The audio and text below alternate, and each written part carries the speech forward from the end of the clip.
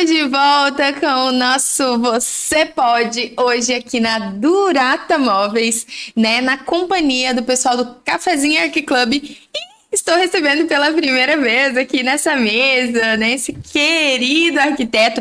Como disse para vocês anteriormente, o Cafezinho Arqui Club agora é aberto, então pode vir mulher, pode vir homem. E os homens estão começando a ocupar esse espaço e eu quero te dizer, ó, seja muito bem-vindo, se apresenta para essa galera que tá te ouvindo, conhecer um pouquinho mais sobre quem é você. Obrigado. Então, meu nome é Luan Zandoná, eu sou arquiteto de interiores, como a gente estava comentando antes, Sim. então, sou arquiteto de interiores. Trabalho há 2 anos nesse ramo. Eu tenho uma outra graduação, que eu também trabalho nessa graduação. Eu sou biólogo. Ah, olha Então, só. foi minha primeira graduação. E fiz depois, fiz arquitetura de interiores. Né? Então, trabalho há dois anos recentes. E junto, sou especialista em design de iluminação. Fiz uma especialização em iluminação também. Atuo em Florianópolis e região. E o quanto é importante, né, Luan? Quanto que às vezes é tudo bonito, mas se a iluminação não ajudar, parece que você não enxerga a beleza do ambiente. Exatamente. A iluminação, ela destaca aquilo que já é belo, né? Se eu não tivesse a luz, eu não teria cor, né? E não teria a visibilidade daquilo que é belo. Então, a iluminação, ela destaca aquilo que já existe, daquilo que já é belo. Olha só que interessante. E, inclusive, vou falar, tá? Quando a gente começou com o podcast, uma das maiores dificuldades que a gente teve de acertar foi a luz. Porque às vezes as pessoas acham que elas têm que investir muito em muitos equipamentos e às vezes o que ela tem que melhorar é a iluminação. Exatamente. Porque a iluminação vai dar vida, vai trazer e vai utilizar todas as qualidades que o equipamento tem. Então, às vezes a pessoa quer ficar investindo em outras coisas, mas se investir na iluminação resolve. E a gente consegue até destacar, ou destacar aquilo que é belo, ou também destacar aquilo que não é belo, né? Então, a iluminação, ela também pode sobressaltar aquilo que não é bonito. Né? Então, a gente precisa cuidar onde a gente vai colocar essa iluminação, justamente para destacar o que os nossos olhos não vão ser atraídos, né? Luan, e o que te chamou a atenção na arquitetura para você mudar de profissão, fazer essa transição de carreira?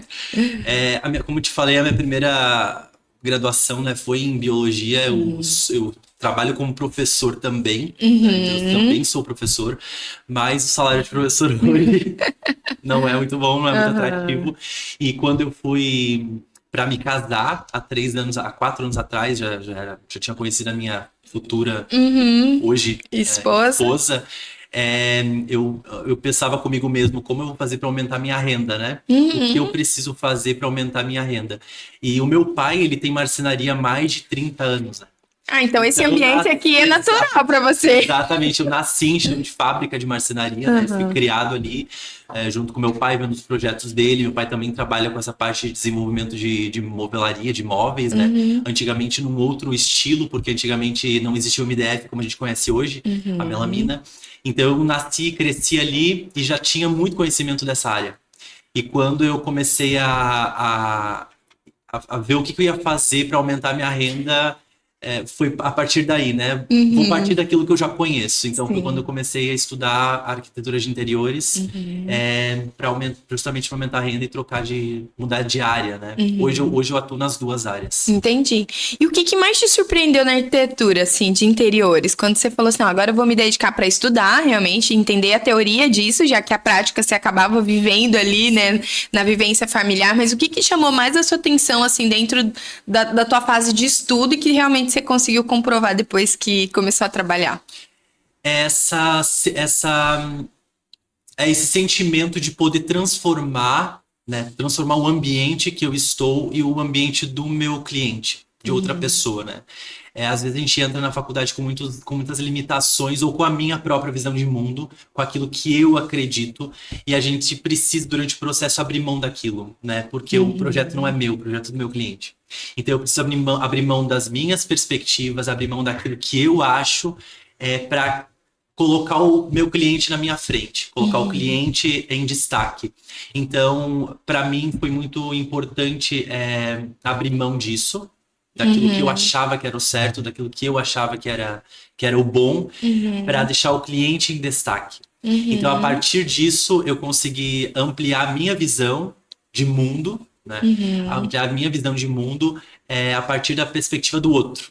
E quando eu entendi que isso é bonito para ele, para mim não, mas o importante é ele, porque o projeto não é meu. Sim. Não vai ser eu que vou morar naquela casa, não vou ser eu que eu vou usar aquela cozinha ou dormir naquele quarto, né? Então precisa ser bom para ele, para o outro. E eu acho que isso é interessante, né? Quando a gente abre mão dos nossos preconceitos, colocar o outro na frente para que seja bom para o outro. Então, essa parte assim de eu estou servindo o outro, né? Eu sirvo o meu próximo para que seja bom para ele. E naquela questão dos detalhes, né? Porque assim, ó, você vai entender o que eu quero dizer.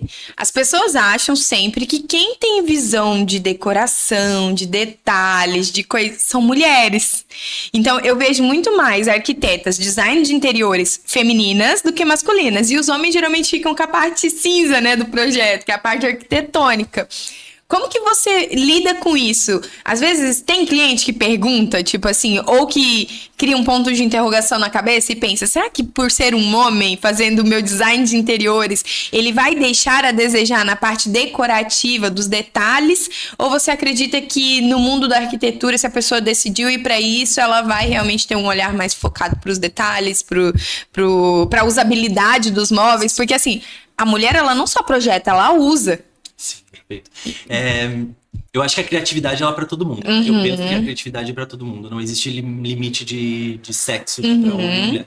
Mas sim existe um preconceito ou existe uma limitação justamente nesse pensamento. Então hoje as mulheres realmente elas ocupam a maior grade dentro das universidades, dentro dos cursos de arquitetura de interiores, design de interiores. Os encontros que eu vou, a 95% são do público feminino são mulheres, mas os homens aos poucos eles estão entendendo que não existe uma profissão feminina ou uma profissão masculina. Não existe, né? É verdade. Se a gente for parar para pensar, por exemplo, Burle Marx, um paisagista, arquiteto, Oscar Niemeyer, um baita de um arquiteto também, né? Brasileiro, eram homens que tinham uma capacidade de cognição, de inteligência, de criatividade muito grande que estão aí no mercado até hoje, né? Então, se você for para Belo Horizonte, por exemplo, Minas Gerais, você vai ver várias obras deles em Belo Horizonte e de homens. Né? Existe essa barreira? Sim, existe, mas a gente precisa conseguir lidar com isso, né? Tentar. Em relação aos detalhes, eu acho que a própria mente do homem, ela é mais focada, né? Ela tem um foco maior. Então, o homem ele vai tentar utilizar isso, é uma característica masculina, utilizar linhas mais retas, né? A mulher, ela prefere o curvo, ela prefere o orgânico, ela prefere coisas menos retas e cores mais pastéis, cores mais amenas, cores mais claras. O homem não, vai fazer linhas mais retas, cores mais fortes, cores mais vibrantes. Então são características de homens e mulheres e para isso tem público para todo gosto. Né? Com então, toda às vezes certeza. o meu cliente vai preferir linhas retas, vai preferir cores escuras, então ele vai tender a buscar pelo profissional homem, né? Sim, com certeza. Muito interessante ver a sua visão a respeito disso, porque é verdade, eu acho que a criatividade, ela não tem limite nenhum de barreira de masculino ou feminino, muito menos as profissões, né? As profissões aceitam tudo. Só que, assim, principalmente na questão da mão de obra, no caso da obra, né, da construção civil, ela é realmente mais masculina. E aí eu vejo onde é que existem as facilidades, né, de trabalhar. Vou dar um exemplo. Eu conversei com as meninas aqui hoje, elas falando sobre o desafio que elas têm quando sai da parte da prototipação, ou seja, do projeto, e vai para a execução. Como elas têm que lidar com profissionais que, na grande maioria, são homens, elas têm uma dificuldade que, por exemplo, você não passaria, porque já existe essa...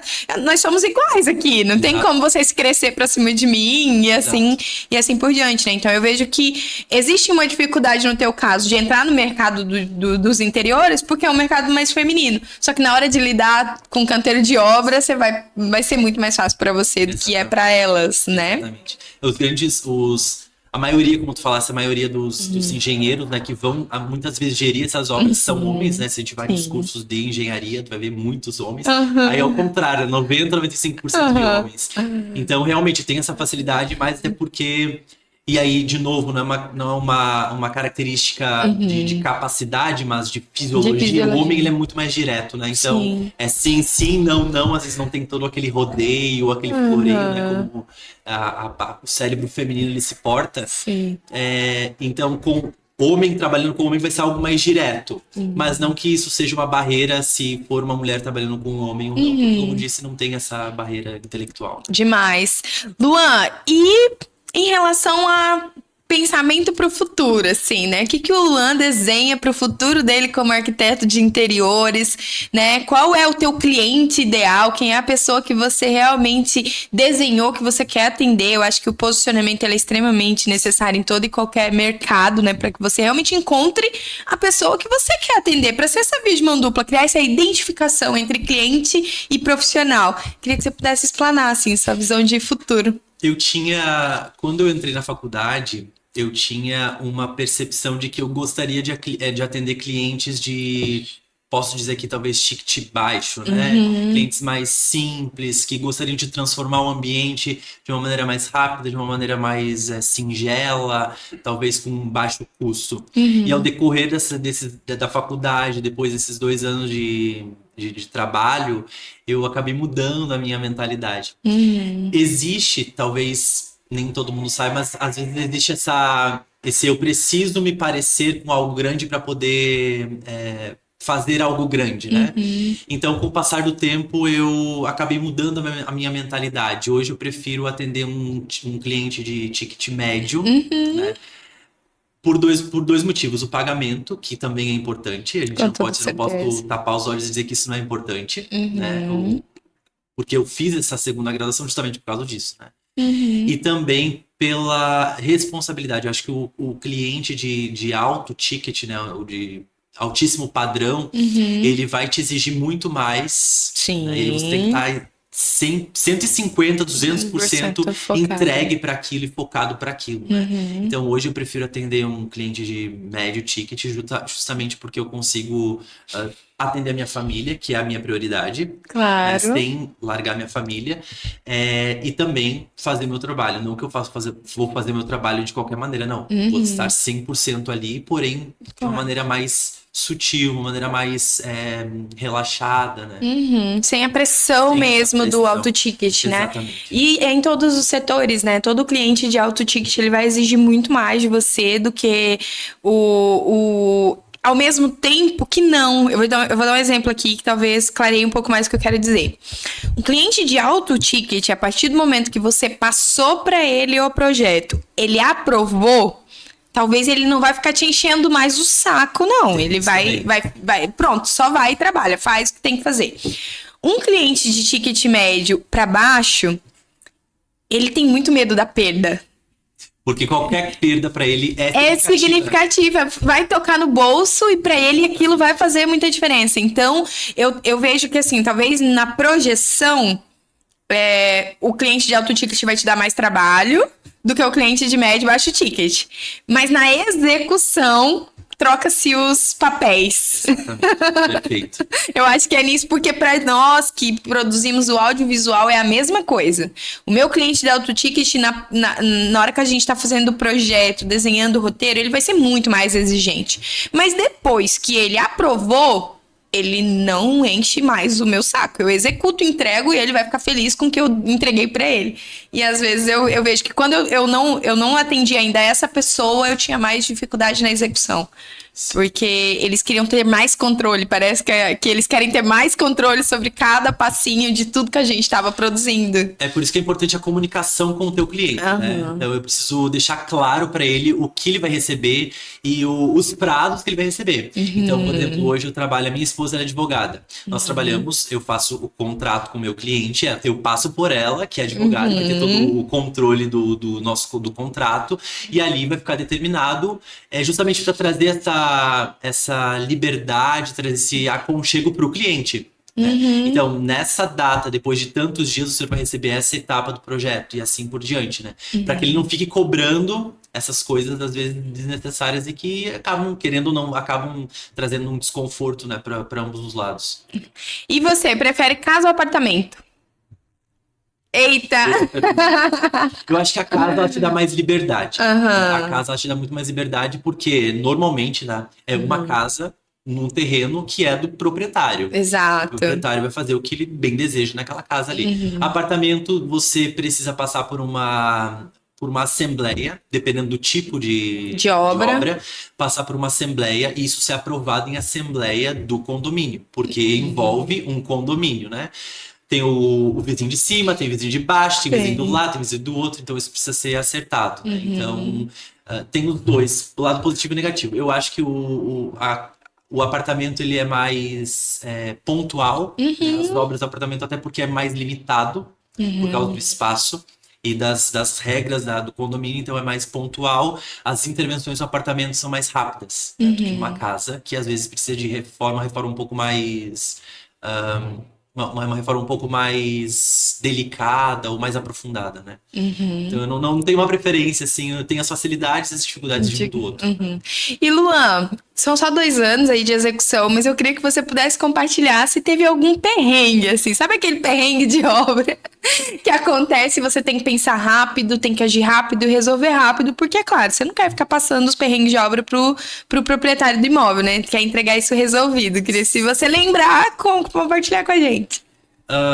Tá, o primeiro acho que foi um descuido, na verdade, Uhum. porque se a gente não coloca limites para o cliente, ele vai né, Com sugando. certeza, e em Então, todos os e setores. já aconteceu de eu pegar projetos, e foi um descuido meu, de pegar projetos em novembro para entregar em dezembro, achando que ia dar tempo, e não dá tempo porque surgem Esses essas esses imprevistos. imprevistos, Uhum. perfeitos imprevistos, e Muita gente aí para de trabalhar, tem férias, exatamente, tem um para monte de coisa. o fornecedor para de fornecer o MDF ou a pedra, ou enfim. E Uhum. aí tem esse lado, né? Então eu já peguei projetos em novembro que eu imaginei que ia dar tempo para entregar em dezembro e não dá tempo, não deu tempo, então hoje eu não pego mais. E já aconteceu também casos de demolições, por exemplo, de paredes, retiradas de janela, que foram aprovadas pelo síndico Do do apartamento, do condomínio. condomínio, e que mais tarde, no próprio regimento, o síndico era novo, no próprio regimento do condomínio dizia-se que não poderia ser retirado essas janelas, né? Porque Nossa. foi fechado em vidro Aham. e retirado uma parte para integralização dos ambientes. Então surgiram essas questões, mas que foi resolvido porque foi um erro do próprio síndico, né, que não Uhum. acabou não revisando isso do Do- documento, né? Aham. Mas tudo isso registrado em contrato, que é o que salva a gente, né? Um contrato Com bem feito. certeza. Olha só, você falou sobre isso, isso é muito importante, né? O quanto que você ser casado com uma advogada te ajudou, Assim, porque você foi protegido pelos seus contratos, né? E eu queria que você pudesse falar até para os próprios arquitetos que estão aí nos ouvindo, que às vezes estão usando um modelo de contrato há 20 anos, nunca revisou, não foi nem feito por um advogado, e assim vai indo, né? Até que vem um problema. E aí eu queria que você pudesse citar mesmo. Esse foi um caso que o contrato te salvou. Teve algum outro que o sim, contrato te salvou? recentemente, um cliente ele me contratou para fazer uma consultoria. Eu comecei a fazer consultoria na metade do projeto, então ele já tinha pagado uma parcela, né? Eram duas vezes, ele pagou uma parcela.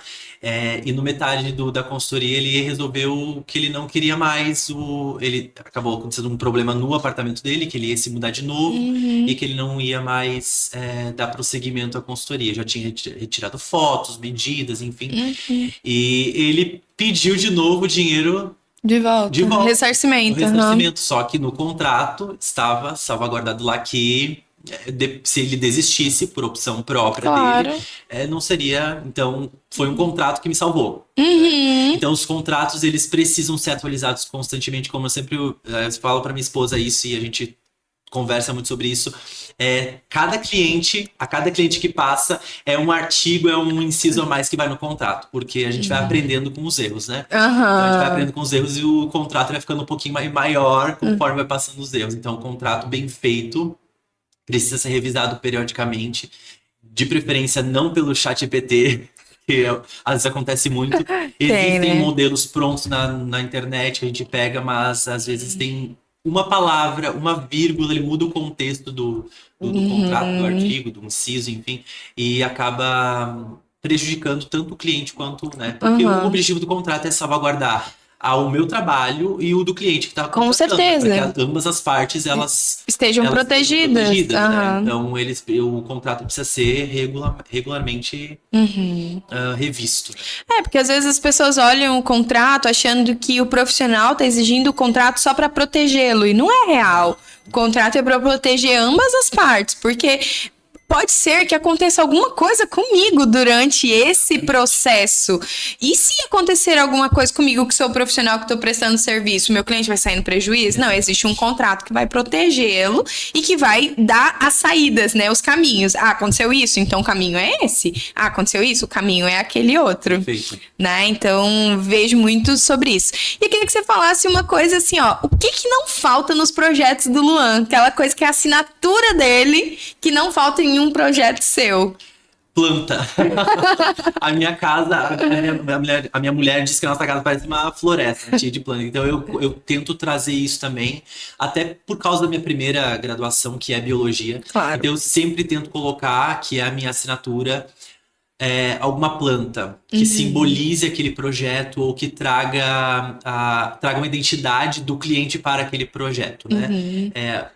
Odeio, isso é uma coisa minha, eu não gosto de planta de plástico, então a gente sempre tenta incluir plantas de verdade, né? E que tragam essa leveza. Eu acredito muito que a presença de seres vivos, né? Às vezes, se o cliente às vezes tem um animalzinho, né? A gente colocar junto, né, um lugar especial para esse animalzinho, mas as plantas do meu projeto, ela sempre vai estar, né? Então sempre você vai ver uma planta ali no projeto, porque é isso que eu acredito, né? E também junto com as madeiras naturais, também tento colocar o máximo de, a gente chama isso de design biofílico, né? O máximo de elementos naturais. Eu gosto muito de usar a utilização de pedras naturais, madeiras naturais, e também o que a gente chama de um design afetivo. Eu consegui trazer uma afetividade da minha memória para aquele ambiente com algo manual. Por exemplo, um tapete manual feito por um artesão local, uma cerâmica com barro, feito por uma artesã local, uma planta que vai traduzir aquilo. Então sempre vai ter esses elementos naturais assim nos meus projetos. Eu gosto Você apoia utilizar coisas antigas em projetos novos? Eu vou dar um exemplo. Eu, Renato, tenho uma vozinha e essa vozinha um dia, sei lá, pintou uma tela pra mim, um quadro. E eu não quero me desfazer, porque eu tenho uma memória afetiva ali, eu lembro da minha... Pode ser que eu vou fazer um projeto novo e pareça que ele não se encaixa. Como que o Luan lida com essas situações de querer encaixar coisinhas que tem memória afetiva pro dono do imóvel? Eu acho isso incrível, né? O design efetivo, né, é exatamente isso. Eu posso usar uma peça, eu só tenho uma peça, mas é a memória que eu me apego, essa peça que me apego é a memória dos meus antepassados. E eu vou tentar mesclar isso com o desejo do cliente, que pode ser um desejo moderno, pode ser uma cozinha, um quarto, um living moderno, mas eu coloco e vou destacar, posso usar até a iluminação para destacar essa peça que traz esse design afetivo. Recentemente nós viajamos para Minas, eu e minha esposa, e é interessante porque se eu visitar, por exemplo, a cidade de Mariana, uma cidade histórica, a gente vê lá casarões de 300 anos atrás, com marcas modernas, Subway, por exemplo. Então, é uma marca moderna dentro de um casarão antigo, né? Sim. Claro, ali existe toda uma legislação pelo plano diretor da cidade, mas eu acho muito legal essa mesclagem, essa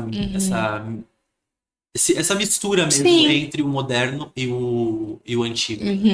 Que legal, Luan. Que interessante conhecer um pouquinho mais de você, do seu trabalho. Achei que nosso bate-papo rendeu muitos assuntos interessantes para quem vai estar nos assistindo. Queria te agradecer, que você possa deixar suas redes sociais para a galera te seguir. E se lá você posta alguma coisinha ali de antes e depois, um pouquinho dos trabalhos, para as pessoas poderem conhecer um pouquinho mais de você mesmo. Sim, as minhas redes sociais, meu Instagram, ele é @luan.zandona, Zandona.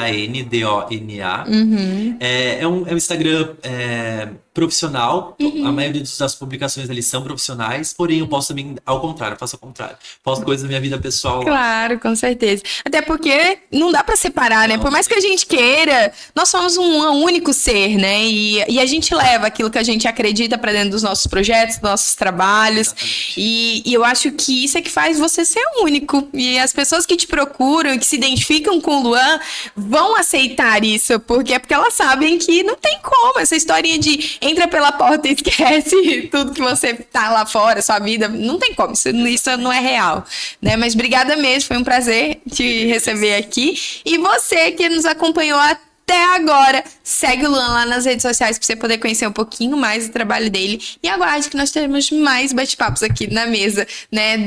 Do Você Pode, aqui no Cafezinho Arqui Club.